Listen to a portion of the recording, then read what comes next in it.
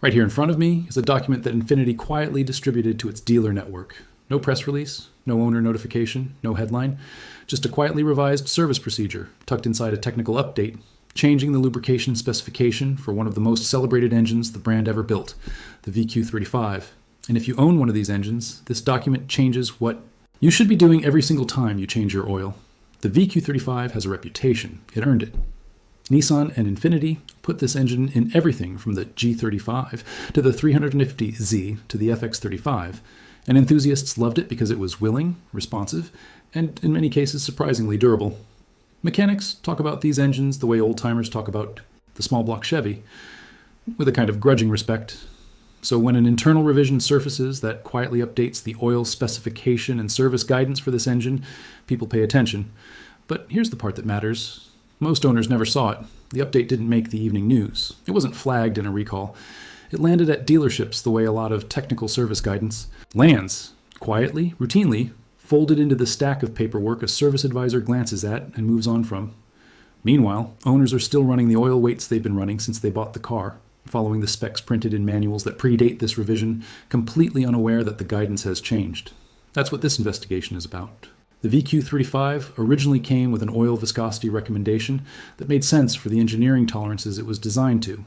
Nissan engineers specified 5W30 as the primary recommendation for many early applications of this engine, with some markets and model years listing 5W30 and 10W30 as acceptable alternatives depending on ambient temperature. The logic behind that recommendation was sound. These engines were designed with bearing clearances that worked well with a 30-weight oil at operating temperature, and for years, that guidance held without much controversy. Here's where it gets interesting. As these engines age, and we're talking about a platform that spans roughly 2002 through 2010 in its most common applications, real-world data started telling a different story than the factory spec sheet anticipated. Field teardowns began showing a particular wear pattern in the VQ35 that wasn't catastrophic, but was consistent enough to raise questions. The main bearings, and in some cases the cam journals, were showing contact wear at higher mileages that mechanics and rebuilders found slightly surprising given the engine's reputation.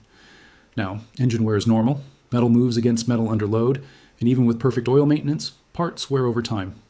But the pattern being observed in some of these teardowns didn't match what you'd expect from normal high mileage wear. It looked more like intermittent oil film breakdown, the kind of thing that happens when the oil film between two moving surfaces gets thin enough that the surfaces briefly touch. Think of an oil film like the layer of water under a hockey player's skate. As long as that thin layer stays intact, the skate glides freely. The moment it breaks down, too much heat, too much pressure, not enough volume, the blade drags against the ice directly. In an engine, that's not friction you can feel in your hands, it's microscopic. And it adds up over thousands of miles in ways you can't see until someone pulls the engine apart. The Infiniti engineering update that started circulating through service networks addressed this directly, though with the careful language of a company that doesn't want to admit a specification might have needed adjustment. The revised guidance indicated that for higher mileage VQ35 applications, generally those engines operating beyond 80,000 to 100,000 miles depending on the specific variant, the use of a 5W40, or in some cases 10W40 oil, was being added as an acceptable specification alongside the original 5W30 recommendation. Pay attention to this framing. Infiniti didn't say the original spec was wrong, they said additional viscosities were now acceptable. That's a very deliberate choice of words. It leaves the original recommendation in place while quietly opening a door that the original documentation had kept shut. Dealers and technicians who read between the lines of that kind of language understand what it means. It means the conversation about viscosity for this engine is no longer settled, and that's not even the most significant part. The update also revised the recommended oil change interval for certain operating conditions in the VQ35 family, with particular emphasis on what the service literature classifies as severe use. Severe use, in manufacturer language, covers a much wider range of real-world driving than most people realize. Short trips under 5 miles, stop-and-go urban traffic, extended idling, towing, dusty environments. If you're doing any of those things regularly, and most drivers in cities are doing at least 2 or 3 of them, your engine may be operating under what the manufacturer classifies as severe conditions, even if it feels like ordinary daily driving to you. Under those conditions, the revised guidance pointed toward a shorter oil change interval than what had been previously stated. Not dramatically shorter, but meaningfully shorter. The kind of difference that, stretched out over 50,000 miles of ownership, could represent several additional oil changes. that a lot of VQ35 owners simply haven't been doing. Here's the thing about oil degradation that the viscosity numbers don't fully capture. When we talk about 5W30 versus 5W40, we're talking about the thickness of the oil at operating temperature. Thicker oils provide a more robust film under high loads and high heat, but even a perfectly specced oil degrades over time in mileage. Its viscosity index, the property that keeps it from thinning out excessively under heat, breaks down. The additives that neutralize combustion acids that keep contaminants suspended that reduce foam formation, those deplete. An oil that started its life as a premium 5W30 doesn't end its life as a premium 5W30. Think of oil additives like a sponge. A fresh sponge absorbs everything thrown at it. Heat byproducts, combustion acids, metallic particles, moisture from condensation. As the sponge fills up, its capacity drops. Eventually, it's saturated. At that point, instead of absorbing new contaminants, it's carrying them. That's what old degraded oil does inside your engine. It stops cleaning and starts depositing. The VQ35 has a trait that makes this more consequential than it would be in some other engines. The timing chain system in this engine runs directly in the oiling circuit. The tensioners, guides, and chain itself rely on clean, properly pressurized oil to function correctly. When oil pressure drops, whether from viscosity loss, pump wear, or debris partially blocking an oil passage, the timing chain tensioners can lose their ability to keep the chain under proper tension. A slack timing chain doesn't sound like much until you understand what it means. Imagine controlling a very long rubber band on a spinning wheel and letting go of it just for a fraction of a second. That momentary loss of tension creates a ripple effect that, on a timing chain, can manifest as a rattle on cold start. That brief metallic chatter you might hear in the first 2 or 3 seconds after the engine fires up on a cold morning. If you've ever heard that sound in a VQ35 and dismissed it as the engine waking up, this is worth knowing. That rattle, in some cases, may indicate that the chain is momentarily slack, and chain slack over time contributes to timing wear that can eventually affect how precisely this engine runs. The revised service update from Infiniti's engineering side addressed lubrication at the timing system specifically, not in dramatic language, but the addition of language acknowledging the importance of oil viscosity at operating temperature for components in the timing circuit was not accidental. Engineers don't add language to service documents without a reason. Now, let's be fair about what Infiniti's position actually was.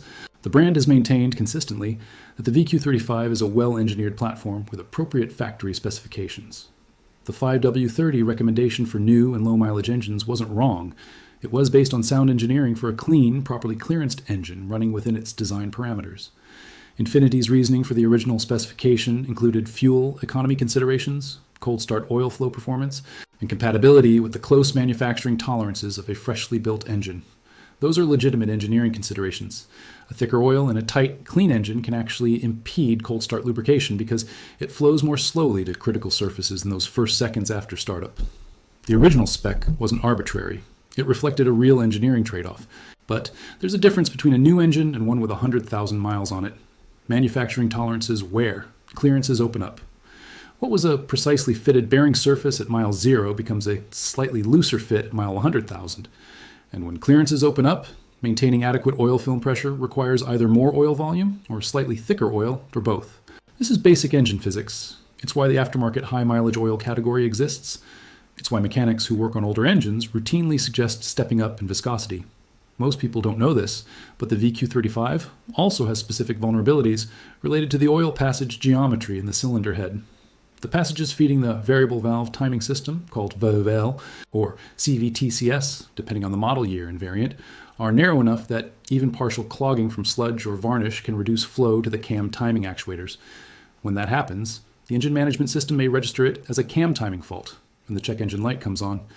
The repair, if caught late, can involve removing the cam cover and cleaning or replacing actuator components, a job that starts at several $100s in labor before you touch any parts. Infiniti's revised service guidance included enhanced emphasis on the use of oils meeting specific ILSAC or API service classifications, with particular attention to oxidation resistance and deposit control. The reason for that emphasis, spelled out carefully in the technical language of the document, was the potential for varnish formation in the VQ35s, oil passages under extended drain intervals or degraded oil conditions. Let that sink in for a second. The update wasn't just about viscosity. It was about oil quality. Specifically, it was about what happens to oil quality when it's left in service longer than conditions warrant, in an engine that has narrow enough passages that partial blockage can have outsized consequences. Here is where all of this becomes practical. If you own a VQ35 equipped Infiniti or Nissan, a G35, an FX35, a 350Z, a Maxima with a V6, a Murano, and that engine has above 80,000 miles on it, there are 3 things worth doing this week.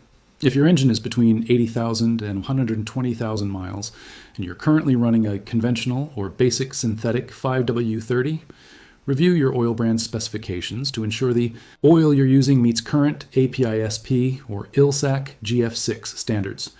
Not all 5W30 oils are equal in oxidation resistance or deposit control. The cheapest option on the shelf at the auto parts store may meet the basic viscosity grade without meeting the performance characteristics that Infiniti's revised guidance was pointing toward. If your engine has over 120,000 miles and you're doing any driving, that qualifies as severe. Short trips, heavy traffic, hot climate, occasional towing. Consider discussing the 5W40 viscosity option with a mechanic familiar with this engine family. This is not a universal recommendation. If your engine is clean, running well, and operating in moderate temperatures with mostly highway miles, the original 5W30 specification may continue to serve you well. But if you're hearing that faint, cold start chain rattle, or if your last oil change looked darker and dirtier than it should at your interval, that conversation may be worth having sooner rather than later. And if you want a simple physical check, you can do right now. Pull the oil cap. Look at the underside of the cap and at the visible portions of the valve train area. A healthy VQ35 with clean oil and proper maintenance shows light-colored, almost honey-colored deposits, or sometimes nothing at all. If you see dark brown or black varnish coating the underside of the cap or the tops of the camshaft carrier, that's a signal that oil degradation has been happening faster than the change intervals were catching it. That smell, that faintly acrid, slightly burnt smell from oil that's been under pressure and heat too long, is another tell. Fresh oil has almost no smell. Oil that's been pushed past its service life has a distinct sharpness to it. The VQ35 is not a fragile engine. Properly maintained examples are running past 200,000 miles with no major internal work, and that's not a myth. It's documented in enough teardowns and owner histories to take seriously. But properly maintained has a moving definition as these engines age. And what Infiniti's revised service guidance is quietly acknowledging is that the goalposts have shifted. An engine that was fine on 5,000-mile conventional oil changes in its first 3 years of life may need a different approach in its second decade. The oil that worked perfectly at 20,000 miles may not be the right choice at 150,000. And the drain interval that felt conservative when the engine was new may be too generous for an engine that's seen years of city driving, cold starts, and gradual wear. None of this is a scandal, but it is a gap between what the original documentation said and what the engineering team later recognized needed adjustment. And it's a gap that fell entirely on owners to close on their own, without notification, without a flag at the service counter, without so much as an email. If your VQ35 is running strong, keep doing what you're doing, but check that the oil you're using is meeting current quality standards, not just the viscosity number. If it's been burning a little oil, idling rough in the cold, or throwing a cam timing code, the lubrication picture is worth a closer look before you write it off as just an aging engine. I've talked to mechanics who specialize in these cars, and the consistent thing I hear is that the ones that last aren't the ones with the most expensive parts. They're the ones where the owner paid attention to what was going on under the hood. That's it. That's the whole equation. If this is making you think differently about what's actually in your engine right now, drop a comment below, especially if you've had first-hand experience with this engine and oil changes. The range of driving conditions people are dealing with is enormous, and the real-world stories are genuinely useful. Subscribe so you catch the follow-up, because there's more to dig into about the VQ35's specific wear patterns and what the teardown data actually shows at different mileage bands. This is a story that doesn't end with a spec update.